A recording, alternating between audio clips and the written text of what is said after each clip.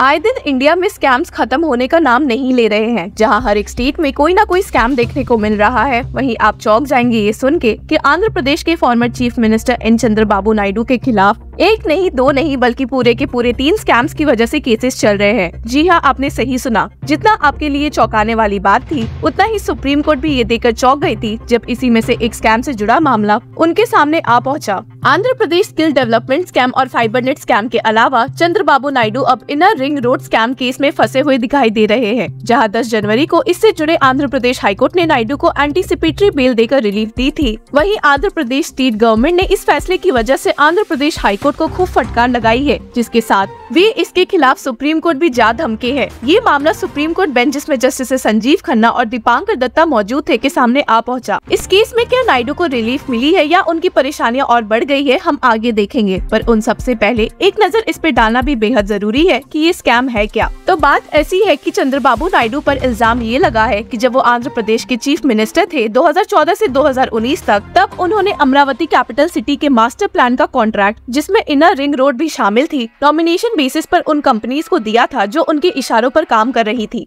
और इस inner ring road की अलाइनमेंट के साथ भी नायडू ने छिड़कानी की थी, ताकि इससे उनके कुछ एसोसिएट्स को फायदा हो सके पब्लिक के पैसों पर। और इसी स्कैम की वजह से उनके खिलाफ 2022 में एक FIR दर्ज हुआ था और इस केस का जिम्मा आंध्र प्रदेश CID को सौंपा गया था। इसके बाद से ये case inner ring road alignment scam case के नाम से फेमस हो गया। एन चंद्रबाबू नायडू ने इन सारे एलिगेशंस के बदले current ruling party YSR Congress और उनके चीफ जगन मोहन रेड्डी पर निशाना साधा है और कहा है कि वे बस एक पॉलिटिकल वेंडेटा के विक्टिम है। हालांकि वहीं आंध्र प्रदेश सरकार ने भी नायडू को IRR स्कैम का सोल बेनिफिशियरी बताया है और आंध्र प्रदेश हाईकोर्ट को फटकारते हुए कहा है कि उन्होंने अच्छे से मामले की जांच नहीं की है। जैसे कि आपको मालूम है, नायडू से जुड़ा ये पहला स्कैम केस नहीं है जिसमें सुप्रीम कोर्ट ने अपना फैसला सुनाया है। Andhra Pradesh skill development scam में नायडू ने सुप्रीम कोर्ट का रुख किया था इस केस की FIR क्वॉश करवाने के लिए। हालांकि सुप्रीम कोर्ट ने इस बात से इनकार करने के साथ ही इस पे एक स्प्लिट वर्डिक्ट सुनाकर लोगों को चौंका दिया था और वहीं नायडू की परेशानियां बढ़ा दी थी। स्प्लिट वर्डिक्ट के बाद बेंच ने इस मामले को CJI चंद्रचूड़ के पास भेजा है, एक 3 जज बेंच को रेफर करने के लिए। सुप्रीम कोर्ट की बेंच, जिसमें जस्टिस बेला M त्रिवेदी और अनिरुद्ध बोस शामिल थे, ने इस बात पर ही अटक गए थे कि क्या section 17A of prevention corruption act 1988 के तहत, which stipulates a mandatory requirement for a police officer to seek prior approval from the competent authority for conducting any inquiry or investigation into any offence alleged to have been committed by a public servant।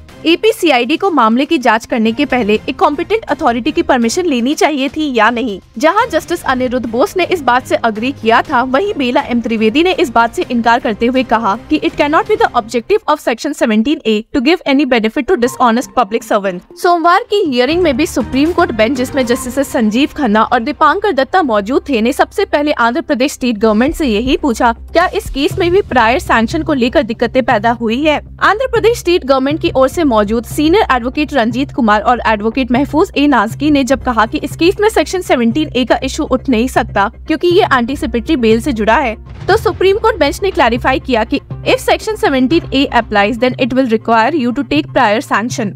Supreme Court bench ने ये भी observe किया कि आंध्र प्रदेश CID ने नायडू और बाकियों के खिलाफ जो IRR स्कैम में FIR दर्ज किया है, उसमें cheating, IPC section 420, criminal breach of trust by public servants भी शामिल है, besides other offences under the Indian Penal Code and sections 13 subsection 2 and 13(1)(c) and D of the Prevention of Corruption Act।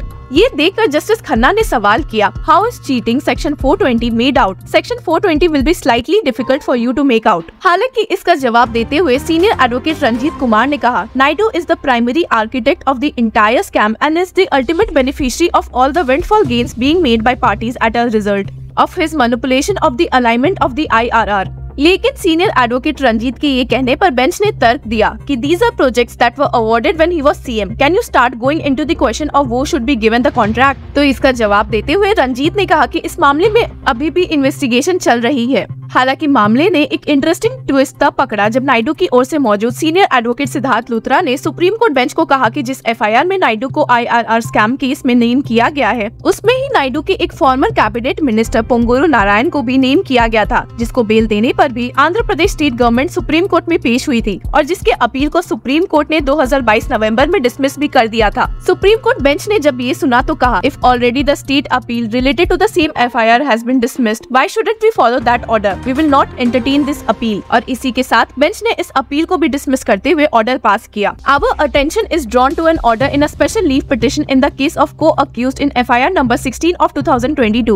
In view of the aforesaid position, we are not inclined to issue notice in present SLP and same is disposed of in terms of the order passed in the other SLP. हालांकि इसके साथ supreme Court bench ने ये make sure किया कि इस order से Andhra Pradesh CID की इन्वेस्टिगेशन पर कोई इफेक्ट नहीं पड़ना चाहिए और अगर साथ ही नायडू कोई भी ऑर्डर्स का पालन ढंग से नहीं करे तो आंध्र प्रदेश स्टेट गवर्नमेंट वापस से एंटीसिपेटरी बेल के खिलाफ केस फाइल कर सकती है। The bench stated, we however clarify that observations made in impugned order would not affect the investigation. Further, in the event the respondent does not cooperate, petitioner would be at the liberty to move for cancellation of bail in the courts below. Supreme court के इस plea को dismiss करने से Telugu Desam party के chief Naidu के लिए खुशी का मौका है। बाकी स्कैम्स के मामले में भी उन्हें कोर्ट्स ने अभी रिलीफ तो दी है, पर आगे देखना होगा कि इन्वेस्टिगेशन के बाद उनके खिलाफ क्या एक्शंस लिए जाएंगे। आपको बता दें कि आंध्र प्रदेश स्टेट गवर्नमेंट ने आंध्र प्रदेश हाईकोर्ट के एंटीसिपेटरी बेल ऑर्डर के खिलाफ पिटीशन फाइल करते हुए कहा था कि आंध्र प्रदेश हाईकोर्ट ने अपने जुरिस्डिक्शन के परे जाकर बेल का फैसला सुनाया है और the high court has not only conducted a mini trial but has also completely erred rendering findings which are completely contrary to the record. आपको बता दें कि आंध्र प्रदेश हाईकोर्ट ने अरेस्ट में डिले को एक ग्राउंड बताया था एंटीसिपेटरी बेल देने का, जिससे आंध्र प्रदेश सरकार ने सख्त ऐतराज जताया है, ये कहते हुए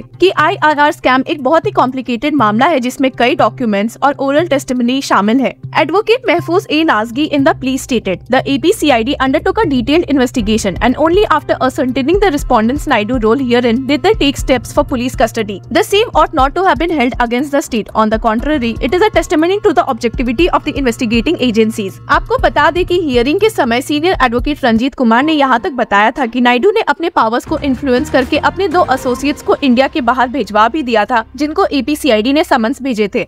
And the plea also stated that various persons closely associated with Naidu, including his son, have been making public statements directly threatening the investigating officers with dire consequences in the event the Telugu Desam Party wins the forthcoming elections. अब जब supreme court ने इस plea को dismiss कर दिया है, तो देखते हैं कि आंध्र प्रदेश स्टेट गवर्नमेंट का इस मामले में अगला कदम क्या रहेगा। इस लीगल अपडेट से जुड़े रहने के लिए कीप फॉलोइंग लॉ चक्रा।